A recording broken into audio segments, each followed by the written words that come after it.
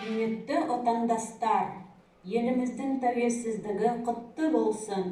Тұғырымыз биік, туымыз көкте мәңгі желбіресін. Ақмола облысы, Астрахан ауданы, Жалтыр ауылы, алтындан бөбек жайы елімізде болып жатқан «Мен үшін тәуелсіздік деген не» атты челленджді Астрахан ауданы Алпамыс балабақшасынан қабыл алып, жекеменшік Балдәурен балабақшасына жолдайды. И соотечественники, поздравляем с независимостью нашей страны. Пусть наш пьедестал будет высоким, пусть наш флаг вечно развивается.